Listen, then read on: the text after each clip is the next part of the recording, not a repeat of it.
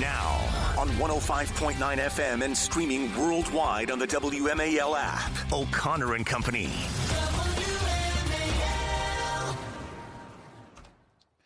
WMAL. 8:07 now on this Friday, the third day of the government shutdown here in your nation's capital. And will the director of OMB decide to issue pink slips instead of just that cushy little furlough that federal workers have always gotten? Well, we'll ask Representative Mike Haridopolos about that coming up in 30 minutes. In the meantime, I'm Larry O'Connor alongside Patrice Onwuka.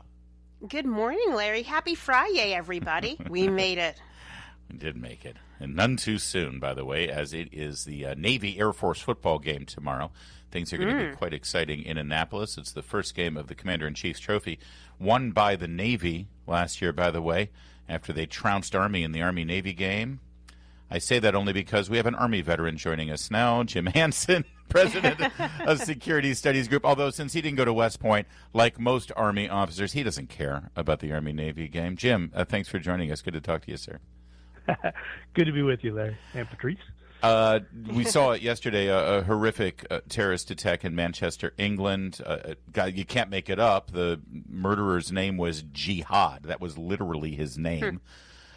He drove into the front of a synagogue, took out a knife, and started stabbing people indiscriminately. And it sure seems like this is a direct result of the changing face of Western civilization as seen in Western Europe, and most specifically recently in England. What do you make of this, Jim? What should we learn from it? Yeah, no, I think you're exactly right. I think England is the canary in the coal mine for the complete failure of assimilation of immigrant populations. You know, I mean, that used to be the thing. We started in America, we had a melting pot, and then they turned it into, I think, a tossed salad. And now, you know, we have complete separation and everyone's supposed to be different. In England, they did even worse. I guess they had such a meltdown from their imperial days that Islam means submission, and they took that seriously. They imported a Muslim population and let them essentially take over the country. And I think it's horrifying to watch. You know, England's become self-loathing. They hate their own culture. And so when the Hamas mob started going crazy, they said, well, we're so sorry you're angry at Israel. What would you like to do? You know, what can we do to help you? And now we see the result of that.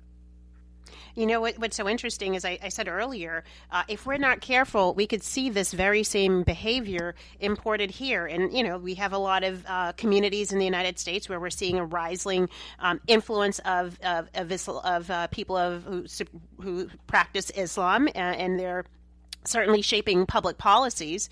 But do you think that there would be enough of a pushback from other people of other faiths, in addition to our federal governments and our state governments, against this kind of rising radicalism that's taken over Europe, England and Europe? Do you see that pushback happening here in the United States? I think it's growing, you know, and I think it needs to grow, you know, and I think we should differentiate between Islam and Islamists who are the supremacist version. You know, there is a strain of Islam that is pretty big, that is not interested in dominating everyone else, is not interested in forcing people to submit. But unless you stand up and say that is unacceptable, which the Brits have been too afraid to do, and to some extent there are areas where we've been afraid to do it. You know, Dearborn, Michigan, Hamtramck, Michigan have become essentially Muslim enclaves, and they ran a Christian preacher speaking at a city council meeting out of the building, telling him he's not welcome there because he doesn't agree with them. So I think it's something that has to be done. And you can say we can coexist like the bumper sticker tells us, only if everyone agrees we're going to coexist. If there's one part of that little bumper sticker that says, no, I think we're going to be in charge, then there's a problem for everybody else. Jim Hanson is our guest, president of Security Studies Group, served in the U.S. Army Special Forces. And by the way, thank you for pointing out that this is a difference between people who practice Islam and Islamists. The problem is, Jim, how do you tell the difference? I mean, you were in country. You actually worked with some people in these countries, and even then, we had some people who were working with our military who then turned on us. So, I mean, how are we to know, and how are we supposed to set up policies and basic tenets of Western civilization when we don't know if people living here under our good graces and our generosity are actually working to undermine Western civilization. Yeah, no, that's an excellent point, and it's a challenge. I think the thing to do is the bad guys will tell you, whether they do it in English or a lot of times they'll do it in Arabic or another language when they're speaking to their in-groups. But we have infiltrated a lot of those, and a lot of times they even post it online if someone takes the time to translate it. So the first thing to do, though, is to stand up and say, look, we do not accept the idea that a supremacist Islam is bound to take over the world and is allowed to do the things they want to do in our communities. And once you start saying that, then you force people both, inside and outside of that religion to take a stand, pick a side on this. And if you stand with the Islamists, then we're going to push you out. That's unacceptable. We will use, all the powers. We'll deport people. We will stop people from entering the country. And then at the lower level, it's extremely difficult to deal with, individual actors and say, okay, are we going to catch this guy who was a lone wolf terrorist or something like that?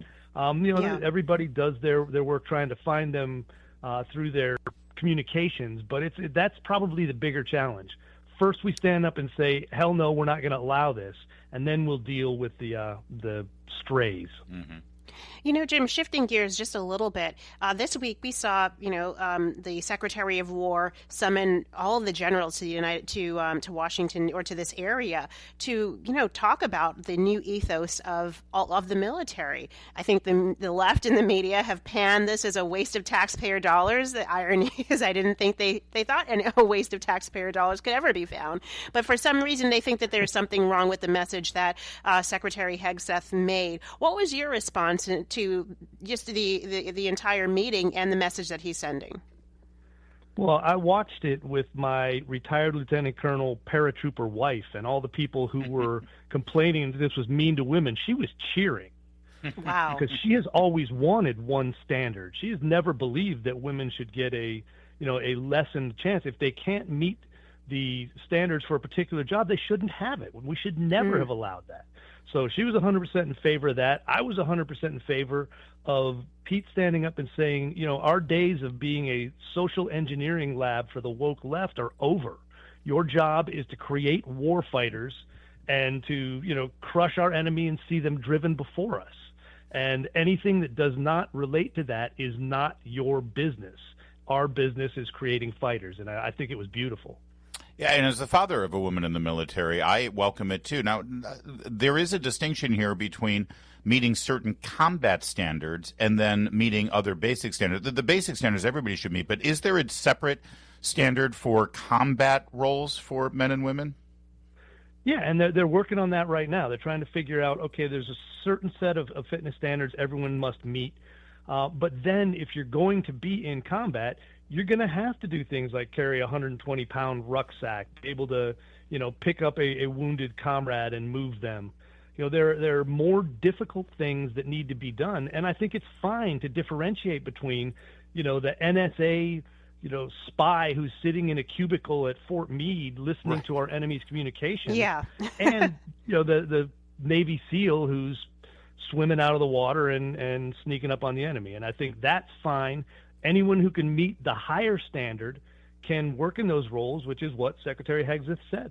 Did you really have to give more love to SEALs? Don't the SEAls get enough? Do they? I mean, you couldn't pick out the. I did the normal thing, because normally I will tell people how impressed I am that SEAls can spin a ball on their nose and they can honk the horns to Twinkle Twinkle Little Star. But that's the Jim Hanson I know and love. Thank you very much. Right, exactly. Thanks so much, Jim. They also are very good at writing books as soon as they get out of the military. Have you noticed that?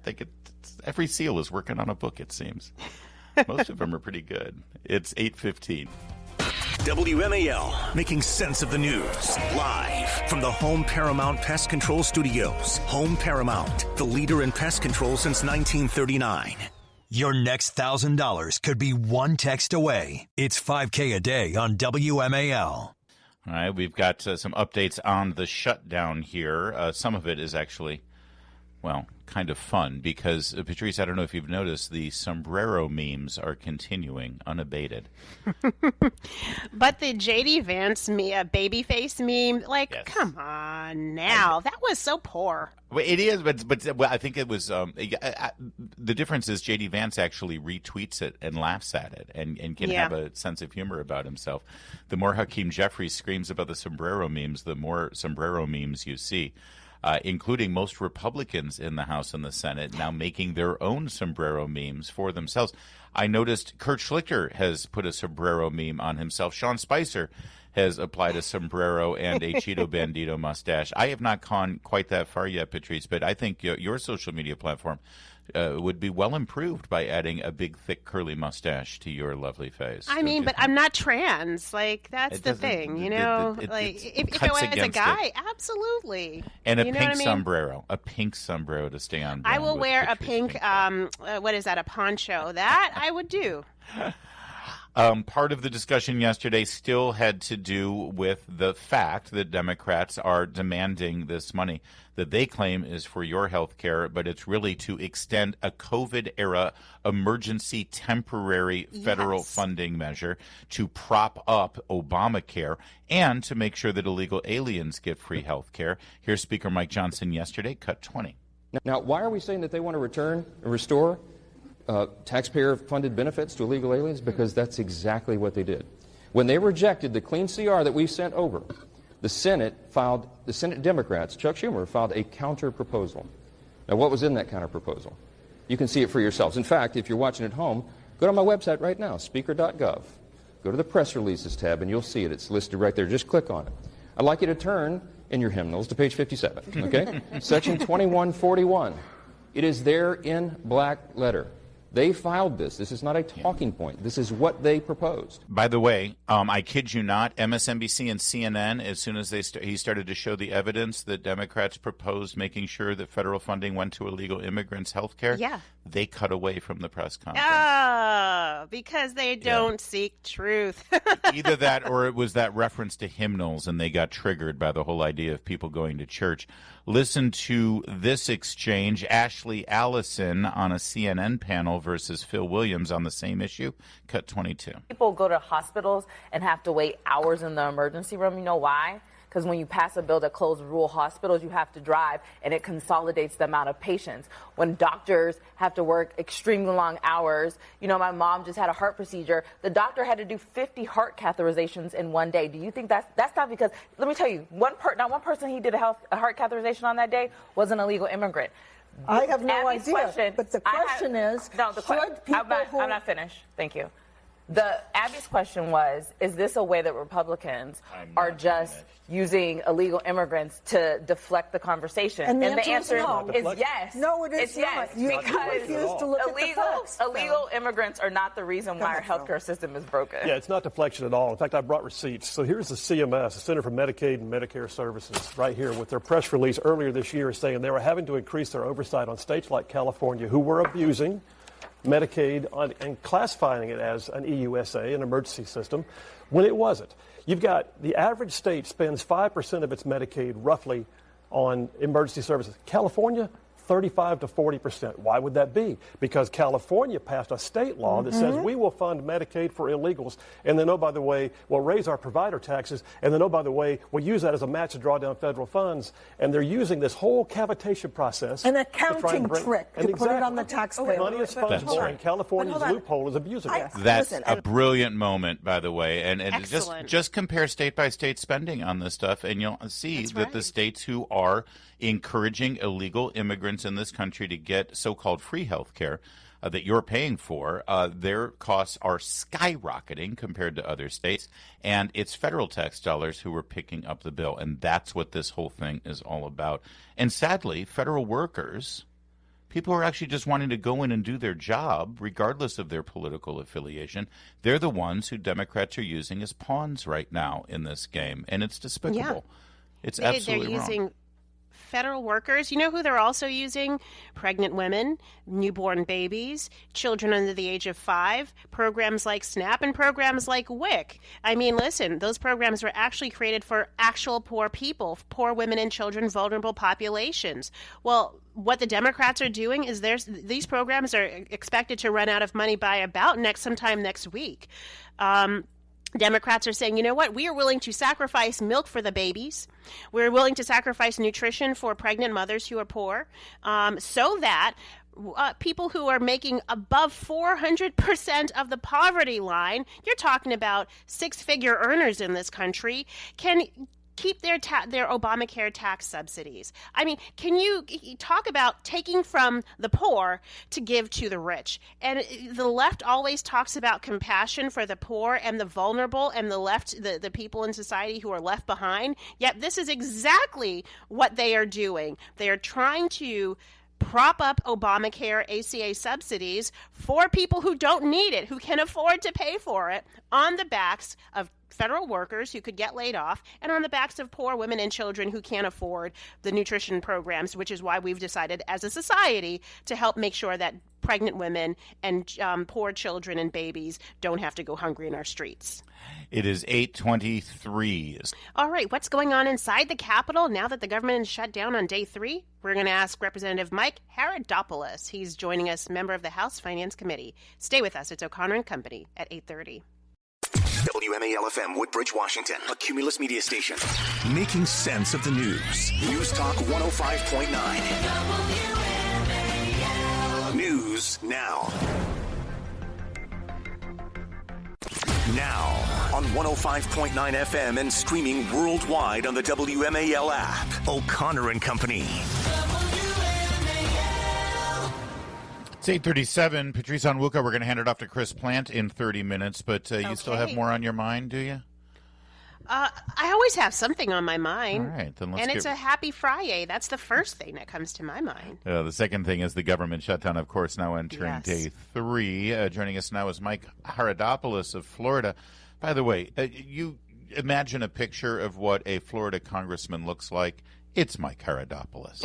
It's like you look like a Florida congressman. And of course, you were in the Tallahassee there in the state Senate, I believe, before you became a congressman. And you didn't have this government shutdown. It's funny, at the state level, Congressman, you actually had to balance your budget and make sure you had enough money to pay your bills. This is quite a departure, isn't it? This is not a welcome departure, I can tell you that much. And as you all put it perfectly, yes, I used to surf. That's all true. I love Florida. I do miss Florida dramatically. But I got to admit, this morning the weather's pretty nice here in Washington, D.C., but it's just a unique city. I'll be very nice. And 3 days of shutdown makes absolutely no sense to me. We would never do this in Florida. We not only balance budgets, but we get the budget done on time, and we do it in a transparent way, which Washington should do more of. We just went through the details of it and where it stands, and there is going to be another Senate vote today, maybe even more than one Senate vote. But the sad thing is that it's federal workers, many of whom live in this area and listen to our program, who are being used as pawns here. They're either asked to work for free, which is kind of a tall order if you live paycheck to paycheck, or we're now seeing potentially that some employees might be pink-slipped by the Trump administration rather than furloughed. Where do you stand on this? Well, this is the great frustration. There is no need for this chaos right now and to put lives in jeopardy and jobs in jeopardy, because this is a common sense solution. 13 times, as you all know, during the Biden years, Democrats said, if you shut down the government, it is lunacy. I think Schumer's exact quote was idiocy. And here they are doing exactly that for no apparent reason. We agreed to this budget deal, as you know, back in March. Very little has changed since then. And we said, let's have a smart negotiation and do this the right way. And instead, they didn't get their way, and so they took their ball and went home. And their only ransom note they left behind is the only way we'll come back is if you spend $1.5 trillion, not billion, but trillion dollars, and meet all of our demands. It's like they never realized the 2024 election even happened. Congressman, what's so interesting is they're holding the American people hostage for that $1.5 trillion you just mentioned. But in addition to federal workers, there are a lot of people who are in this country that we have, we provide for their most basic needs, like pregnant women, newborn babies, children under 5. I'm thinking of the WIC program, for example, that's set to run out of funding next week. What do you say to your Democratic colleagues, particularly those in the Senate, who have turned a blind eye to this vulnerable population that they often hold up as the ones they're fighting for? It's just beyond frustrating. And I was in a debate last night on one of the shows, and they're just unhinged. I mean, when I tried to debate the issues last night, all this other member wanted to talk about was Donald Trump this, Donald Trump that. It's like a personal vendetta to do anything to undercut the president. When, as you put it perfectly, there are victims here who didn't do a darn thing wrong. They actually paid their taxes, and now they're not getting the services they paid for. I think it's patently unfair, and as we open the show today, we would never do this in Florida. This is why people want to live in Florida, because we do things the right way, and it's just frustrating to see these people do this. But let's hold out some hope. There's 3 Democrats so far that have jumped across the line and see the lunacy of this, so that we can get our lives back in order. Because one thing I'd talk about, is that, Larry, that it's so frustrating. Here we are, finally have some good economic news. As you heard, 3.8% growth. The stock market is at record levels. Interest rates are down. Inflation is in check. Gas prices are down. People are investing overseas here in America for the first time in years. And they decide, hey, I know I have a great idea. Let's shut down the government. Give me a break. Congressman Mike Haridopolos is our guest from Florida. Congressman, this is moving, and if this was the Democrats' intention, it is working in that it is moving front and center the very real crisis of health insurance and health care in this country.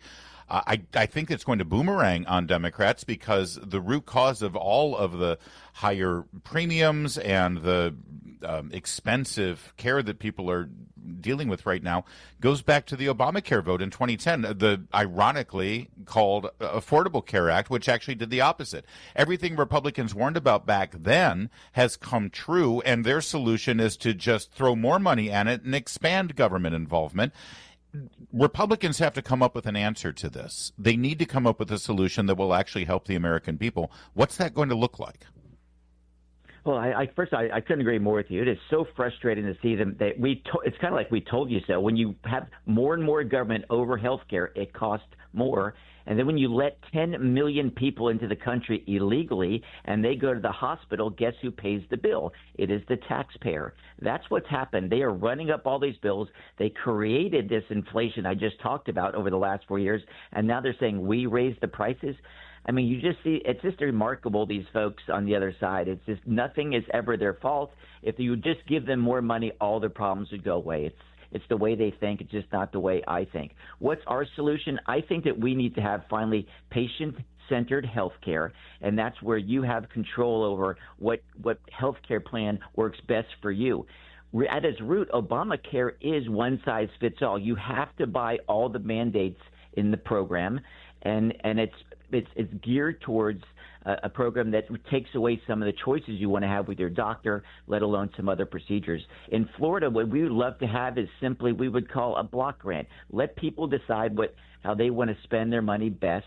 It's how we reformed our Medicaid system in Florida, and it's the reason why it's so much less expensive than it is in states like New York and California.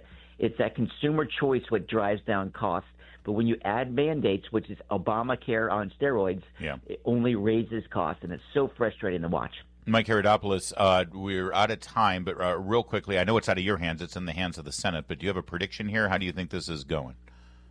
Unfortunately, I think you're going to vote it down again. These folks are dug in. They think they're in purgatory right now. They have the lowest approval rating ever. So I think they're thinking any change to the system is good for their political futures, despite what they're doing to people, not just here in Washington, but around the country.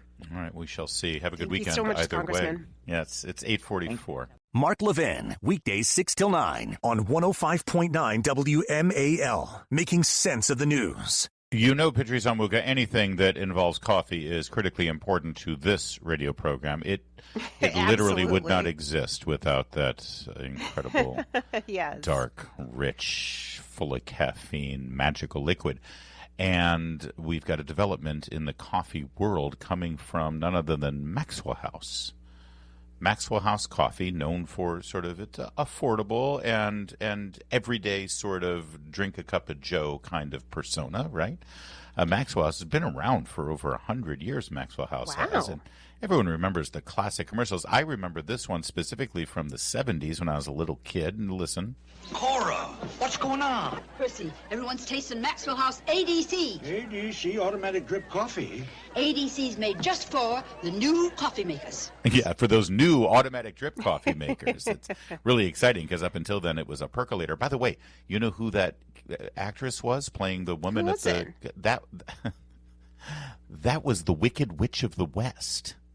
Oh, really? The same actress who played the Wicked Witch of the West suddenly became someone you're going to trust with your coffee. I was terrified of that commercial when I was a kid. That's why I remember it so well. Anyway, Maxwell House has decided that it's time for a rebranding after 133 years. Where have I seen this story before? Who's in charge of this? Cracker Barrel? Too many times, Larry. Are you ready? Instead of Maxwell House, they're now going to sell their brand. I'm not kidding. This is not a joke. I swear to you, it's not some radio gag. This is 100% true. Maxwell House will now be Maxwell Apartment.